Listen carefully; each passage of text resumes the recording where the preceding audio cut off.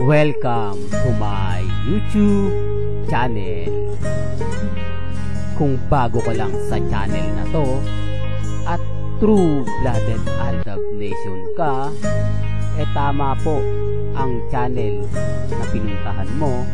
Kaya considering na po kitang bagong subscriber.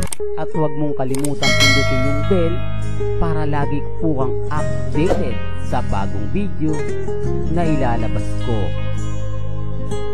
Salamat po sa iyong pag-click sa channel na to. Welcome back mga kaaldab. Ito na naman po ang inyong lingkod, si Mr. Destiny. At magbibigay tayo ng pinakamainit na update po ngayon sa social media. Alam nyo, sa totoo lang po mga kaaldab, yung ganap ni Mengay, ganap ni Alden, 101%. Di po ba updated po tayo?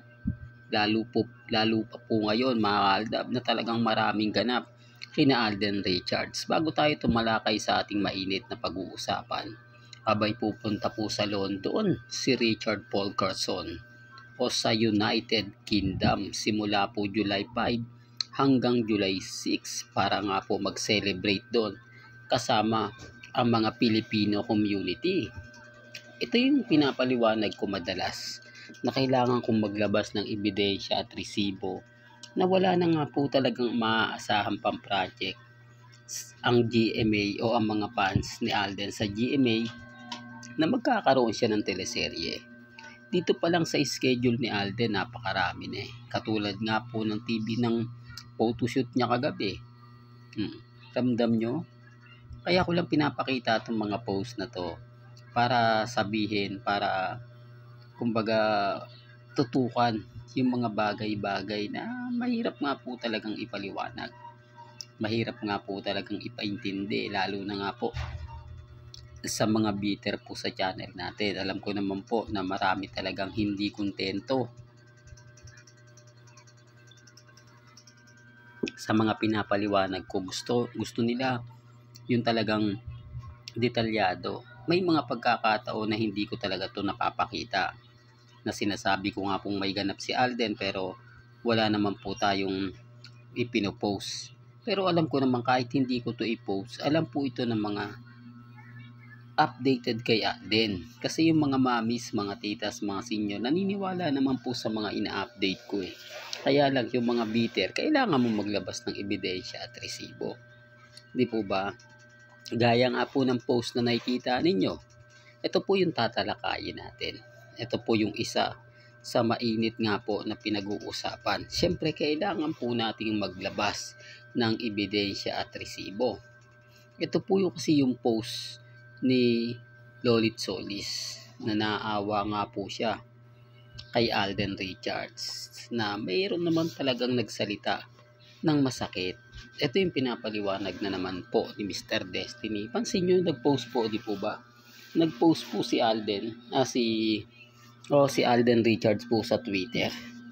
Yung tipong mga kaaldab na nakakadismaya, nakakainis, na sinabi ni Alden Richards nga kumbaga wag daw pong pakialaman siya. Di po ba? Sa Twitter po yun. Alam ko nakakita nyo naman po yung update ni Mr. Destiny. May mga tao talagang naninira at nananakit kay Alden Richards sa social media. Kaya lang syempre ayaw nilang maniwala. Gawa-gawa lang daw po ni Mr. Destiny yan. Ito na siguro paniniwalaan po nila. Siguro sa mga sinabi ni Lolit Solis, yung mga bitter po sa akin, mapapaisip na tama naman siguro yung sinabi ni Alden na talagang o ni Mr. Destiny na talagang may naninira kay Alden.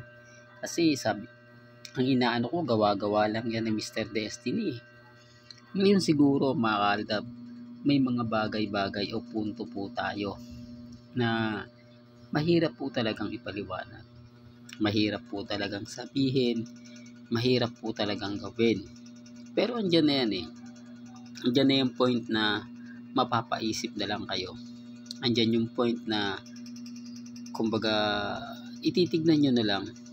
Hindi po ba? Sa dami kasi ng mga bitter sa Aldab. Sa dami kasi ng mga taong galit na galit sa Aldab. Talagang tayo po yung laging laman ng pahayagan. Lalo na po at nakabalik na si May. Di po ba? Lahat ng akusasyon po nila patungkol kay Mengay na baliwala. Umani pa nga ng pagpabati ko sa mga ilang fans na wag daw siraan si May. Po ba? Wag daw ipilit. Yung mga fans masyadong excited daw po sa pagbubuntis ni May. Napipressure daw si May at si Congressman Arjo. Alam niyo, sa totoo lang po, paano mapipressure? Kung kay May naman ang desisyon at kay Congressman Arjo. Ako, mga kaaldab, syempre, kapag sinabi ni Congressman Arjo na mag-resign na si Mengay sa Itbulaga, pumokos, ano pong gagawa ni Maine? Di po ba?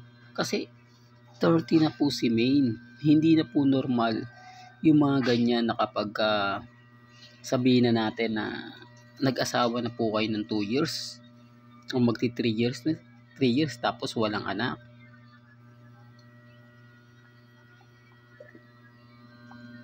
Di po ba? Hindi katulad ni Ma Salvador na pagkatapos nga po ng honeymoon may nabuo na agad. Sinasabi ko lang po ito, mga kaaldab, para lang po malinaw, para lang klaro. Kaya lang syempre may mga bagay-bagay po na hindi po nila tanggap. May mga point, mga kaaldab, na talagang mapapaisip po kayo kung totoo nga po bang mag-asawa sina Mengay at si Congressman Arjo. Kasi ang sinasabi nga daw po ng Aldab Nation, sa Arzuela lang naman po yun. O kasal-kasalan. Kasal serye, sabi nga po ni Henyo Master Joey De Leon. Pero doon na tayo, doon na yung mga sinasabi natin. Matagal na yan, di po ba? Mag-aantay na lang tayo na lumabas din yung katotohanan. Mahirap pong tanggapin, pero gaya po ng madalas kong banggitin sa Aldab o sa channel natin, para sa Aldab, maging matatag lang po kayo, maging kampante.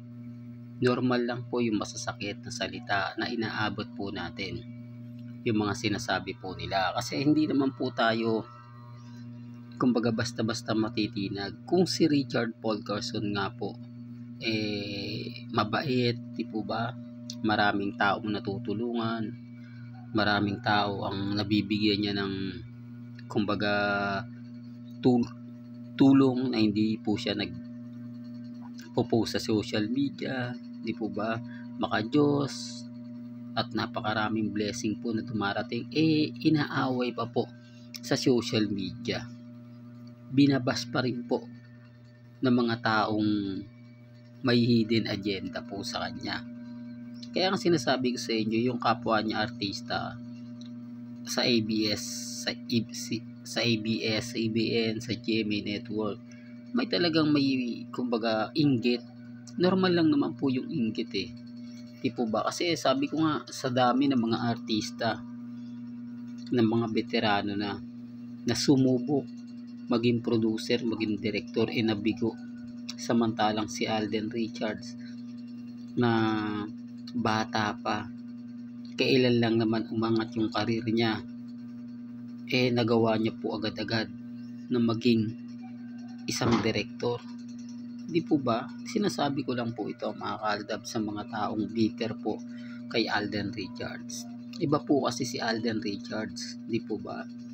Yung tinatamasa niyang blessing, binabalik niya rin po sa mga taong nangangailangan ng tulong. Lalo na po yung mga taong talagang deserve na mabigyan ng kanyang tulong. Kaya nga sabi ko sa inyo, hindi naman po magsasalita yung mga iba. Tanging yung si Lolit Solis lang po ang nakita kong nag-react dito. Ang GMA, wala po yan. Ngayon pa, papansinin pa ba si Alden Richards na wala na po siyang project? O hindi niya na po tinanggap yung mga project? Hindi po ba? Kaya nga sabi ko sa inyo, kampante lang, relax. Malay nyo, gugulatin na lang po tayo nila Mengay at ni Alden. Yun naman po yung madalas na ginagawa ng real life couple.